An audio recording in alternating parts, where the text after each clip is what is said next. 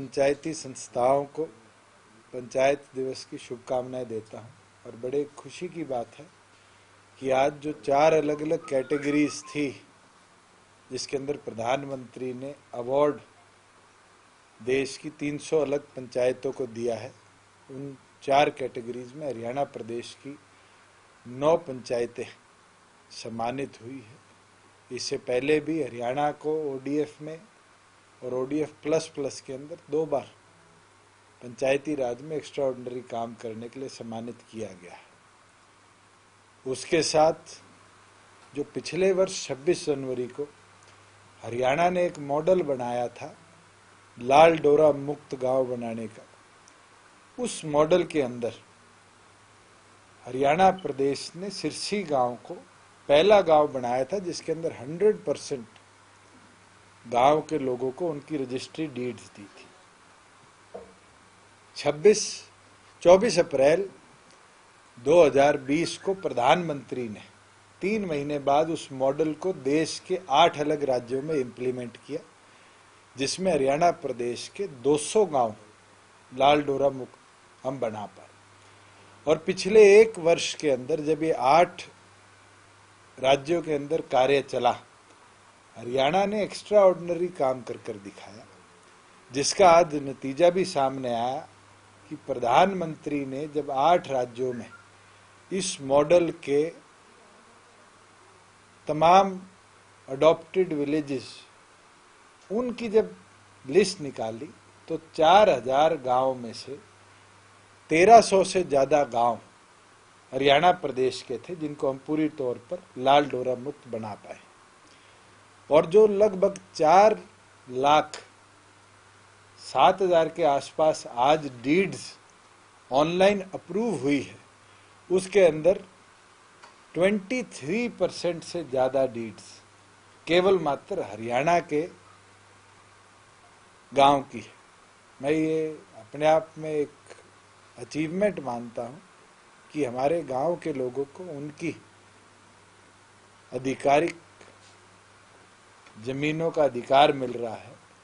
ये देश के अंदर हरियाणा की एक बहुत बड़ी अचीवमेंट है। और पंचायती राज दिवस में ग्रामीण अंचल को ये ताकत मिले, इससे अच्छी कोई बात नहीं।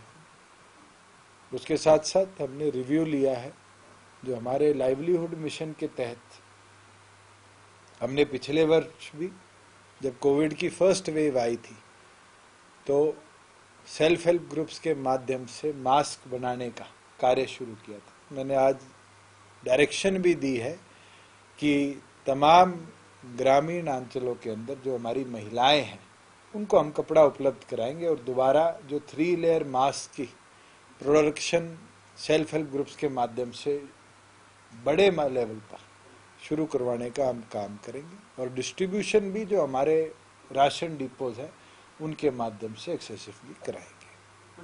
साथ में कई मेडिकेशंस की और कई एसेंशियल आइटम्स की ब्लैक मार्केटिंग की चर्चा और उनकी रिपोर्टिंग निरंतर हो रही है। लोगों ने होल्डिंग शुरू कर रखी है, चाहे ऑक्सीजन टैंक्स की हो, चाहे वो आपकी रेमडेसिविर जैसी दवाइयों की हो।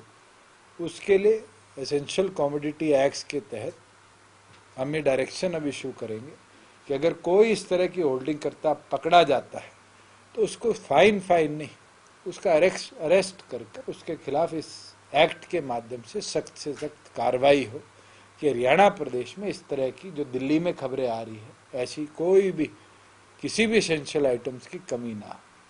प्रॉपर मॉनिटरिंग हर डिस्ट्रिक्ट लेवल पर करी जा रही है और जहां भी कोई इस तरह की कमी आती है उसके ऊपर तुरंत एक्शन लेने के लिए भी अधिकारियों को कहा गया।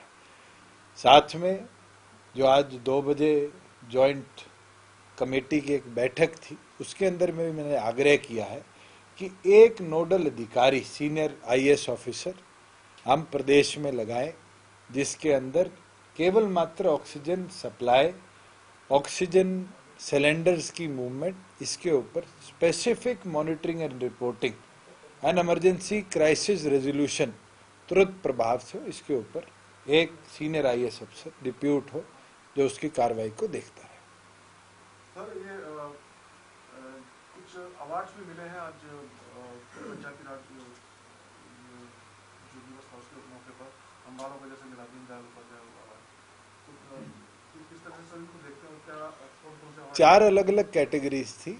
एक चाइल्ड वेलफेयर के लिए काम करने के लिए, एक ओवरऑल डेवलपमेंट के लिए, तीसरी कैटेगरी थी वुमेन एम्पावरमेंट के लिए और चौथी कैटेगरी थी डिजिटलाइजेशन ऑफ पंचायत के लिए। और चारों कैटेगरीज में हमारे 5 अलग अलग जिलों की पंचायतों को सम्मानित किया गया है। और मैं ये मानता हूँ कि उन पंचायतों ने एक्स्ट्राऑर्डिनरी काम कर दिखाया है। उन जिलों ने भी एज अ एंटिटी ऑफिसर्स ने बड़ा अच्छा कार्य किया है। और हम स्टेट की तरफ से भी आने वाले समय में जो अधिकारी रहे हैं वहाँ पर, जिनने क्लोज वॉच के साथ ये काम करा, उनको भी अप्रिशिएट करने का काम करें।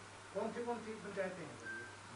मैं आपको रिकॉर्ड दे सकता हूँ। ऋषि जी, जिस प्रकार से आपने कहा कि दवाइयों की कालाबाजारी, इस तरह की जो चीजें उन पर नजर रखी जा रही, हमने देखा कि इस दौरान जब ऐसे ही महामारी होती है तो कुछ खाद्यान्नों की या जो रेट है जानबूझकर बढ़ा दिए जाते हैं, होर्डिंग की जाती है, इस पर सर कैसे निपटेंगे? आज के दिन प्रदेश में किसी भी एसेंशियल कमोडिटी एक्ट के तहत कवर्ड जो प्रोडक्ट्स है उसके रेट में कोई वेरिएशन नहीं आई। मगर फिर भी मैंने डायरेक्शन एफसीआर को भी दी है कि जो पिछले कोविड के अंदर पंचकुला में हमारा एक इमरजेंसी कॉल सेंटर बनाया गया था, उस कॉल सेंटर को हम रीएक्टिवेट करें और इस तरह की अगर कोई कंप्लेंट आएगी तो एक्शन भी और अरेस्ट भी ऐसे लोगों का हम करेंगे। सर सवाल पंचायती चुनाव को लेकर था सर, कुछ प्रोसेस इसमें अभी क्योंकि कोविड का समय चल रहा है अभी तो उसके लिए हमारे पास रिपोर्ट्स आई है, मगर हम जरूर कोर्ट में भी हमने कहा है कि इसको डेफर करेंगे आज की डिप्लीटिंग कंडीशन को देखते हुए। सर एक्साइज पॉलिसी अभी मैं आपको इकट्ठे ब्रीफ कर दूंगा। कैबिनेट ने मंजूरी दी, थोड़ा सा उसमें जाना चाहिए, कोविड से हटा दिया है तो किस तरह से आगे? मैं इकट्ठे ही आपको दोनों चीजों पे दे दूंगा, कल परसों में दोबारा बुला लेते। अच्छा, एक इन ब्रीफ बता दो कि ये दोबारा कंफ्यूजन अब आ रहा है, सोशल मीडिया पे चल रहा है कि जो लिकर वेंट्स हैं क्या उनका समय बढ़ाया गया 6 बजे से ऊपर या अभी उतना ही है? ना तो मेरे पास या डिपार्टमेंट के पास कोई इसको बंद करने की या खोलने की कोई भी कंप्लेंट नहीं है। ये तो ऑटोनॉमी है डिप्टी कमिश्नर्स की, और मुझे लगता है डिजास्टर मैनेजमेंट एक्ट के तहत हमने स्पष्ट डायरेक्शंस डिप्टी कमिश्नर्स को दिए कि वो अपनी ऑटोनॉमी यूटिलाइज करें। इसमें डिपार्टमेंट कोई फैसला लेगा मुझे नहीं लगता। डिपार्टमेंट तो आता ही है जी, फिर भी क्योंकि 2 महीने भी बढ़ानी पड़ेगी डिपार्टमेंट पिछले साल। जी डिजास्टर मैनेजमेंट की आपने बात की, कल कुछ ऐसा प्रस्ताव की चर्चा हुई कि लॉकडाउन की स्थिति हो सकती है कुछ जिलों में हरियाणा में, गुरुग्राम और कोई क्या इस पे कोई विचार? मेरे पास ऐसा कोई भी फैक्ट आया नहीं है, मगर बिल्कुल अगर हम गुड़गांव की आज कंडीशन देखें और जिस हिसाब से नंबर्स मल्टीप्लाई 30 टाइम्स हो रहे हैं डेली, वहाँ के जो स्थानीय सांसद है, केंद्र में मंत्री हैं, उनका भी आग्रह आया है, अथॉरिटीज़ का भी आग्रह आया है, अलग अलग सिटीजन ऑर्गेनाइजेशन का भी आग्रह आया है। मगर मुझे लगता है कि हम अगर 9 से 6 करें या 6 को 5 करें, आज ये फैसला एक गुड़गांव के लेने से नहीं आगे बढ़ेगा। अगर लॉकडाउन लगाना है तो फिर पूरे एनसीआर के अंदर सेंट्रल गवर्नमेंट को लगाना पड़ेगा, क्योंकि जब तक दिल्ली से ट्रांसफ़र चेन जो गुड़गांव की है या भिवाड़ी से जो एम्प्लॉयज़ गुड़गांव में काम करने आते हैं, नोएडा से कॉल सेंटर्स में काम करने आते हैं, उस चेन को जब तक नहीं रोक पाएंगे, जब तक ये ट्रांसमिशन को हम नहीं रोक पाएंगे। आज तो लोगों को एहतियात बरतना पड़ेगा, और लोग अगर इसके अंदर एहतियात बरतेंगे तो जरूर इस महामारी से हम अच्छी तरह लड़ पाएंगे। दिल्ली में तो लगातार सर 1 हफ्ते का लॉकडाउन, डिस्ट्रिक्ट से हरियाणा के। मैं तो आपसे आग्रह करूंगा कि आपकी एजेंसी से ये डाटा भी निकालिए कि वो 1 हफ्ते के लॉकडाउन के बाद क्या वो चेन टूटी, क्या नंबर्स डिक्रीज हुए। आज अगर हमें नंबर डिक्रीजिंग की ओर जाना है, फैसिलिटी इंक्रीजिंग की ओर जाना है, व्यवस्था बढ़ाने की ओर जाना है, तो ये कोई एक स्टेट या एक डिस्ट्रिक्ट का फैसला नहीं होगा, ये पैन इंडिया फैसला होगा। और मुझे लगता है प्रधानमंत्री ने कल 8 राज्यों के मुख्यमंत्री से गंभीरता से इस पर चर्चा भी करी है, जिसमें नंबर बढ़ रहे हैं। हरियाणा अपनी ओर पर कंसर्न्ड है, और मैं ये मानता हूं कि अगर लॉकडाउन पे जाएंगे तो पैन इंडिया हमें जाना चाहिए, मगर आज के दिन एहतियात लोगों को खुद बरतनी चाहिए। सर आप उद्योग मंत्री हैं, इस वक्त क्या हरियाणा में कोई ऐसे उद्योग नहीं है उनका प्रोडक्शन बंद करके हम ऑक्सीजन पैदा करते हैं? नहीं, हमारी मदद कर रहे हैं। जिंदल स्टील हिसार है, उनका तो खुद बढ़ के अपना रिक्वेस्ट आई थी कि हमसे लिक्विड ऑक्सीजन जितना चाहिए हम उपलब्ध कराने का काम करेंगे। हमारी एक दो और ऐसी फैक्ट्रीज हैं, हमने तमाम ऐसी फैक्ट्रीज जिसमें फर्नेस लगे हुए हैं, जिनको लिक्विड ऑक्सीजन की सप्लाई चाहिए होती है और उनकी खुद की प्रोडक्शन है, उनको लिस्टेड भी कर लिया है और उनकी सप्लाई को हमने हॉस्पिटल्स की ओर डाइवर्ट भी किया है। मुझे याद है 3 दिन पहले फोर्टिस गुड़गांव के अंदर से पैनिक कॉल आई थी कि ऑक्सीजन खत्म हो रहा है, तो जिंदल ने सरप्लस ऑक्सीजन सप्लाई को डाइवर्ट किया था। तो ऐसे छोटे छोटे कदम हैं, मुझे लगता है ये प्रोएक्टिव होकर हम सबको मिलकर स्टेप उठाने पड़ेंगे। अकेली मैं आपको सप्लाई करवा सकता हूँ कि जिनके अंदर छोटे छोटे प्रोडक्शन प्लांट है, not up to a capacity की वो एक टैंकर भरते हैं, मेरे सिलेंडर भरने का। स्थिति काबू में है, जिस तरीके से 12,000 के करीब केस आ रहे हैं हर जगह में, और अब तो पंजाब से भी। देखिए, हमने टेस्टिंग के नंबर्स बढ़ाए हैं, हमने मॉनिटरिंग करी है, मगर मैं आज भी आपके माध्यम से भी सबसे आग्रह करता हूँ, मैं डॉक्टर तो नहीं हूँ, मेडिकल कंसल्टेशन जरूर लोग दें हॉस्पिटल जाने से पहले, और पैनिक में मत आए। मेरे सामने स्वयं ऐसे ऐसे केसेज आए हैं जो ऑक्सीमीटर खराब होने के कारण लोग पैनिक में आ गए और कहने लगे कि मेरा 95 से 62 ऑक्सीजन चला गया, मुझे तो वेंटिलेटर चाहिए, जबकि दूसरी मशीन पे उसका ऑक्सीजन 97 था।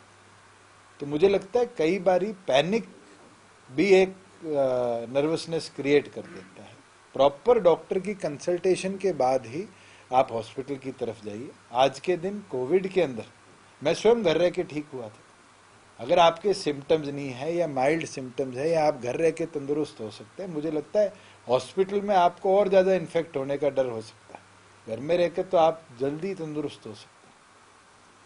आपने सर वैक्सीन लगाई है, एक क्या मैसेज देना चाहेंगे जो लोगों को? मैं तो एक चीज़ कहना चाहूँगा, बहुत से लोग मेरे स्टाफ में भी थे जो वैक्सीन लगाने से डर रहे थे, कह रहे थे इसका रिएक्शन होता है। मैंने स्वयं वैक्सीन लगाई है, ना तो मेरे कोई रिएक्शन हुआ। मुझे लगता है ये कि एक ऐसा सुरक्षा कवच है जो हम सबको लगवाना चाहिए। ये 100% फुल प्रूफ तो शायद इस वायरस के विरुद्ध ना हो, मगर एक कवच जरूर हमारे मास्क की तरह हो सकता है जो इस महामारी से लड़ाई में हमें सुरक्षित रखे।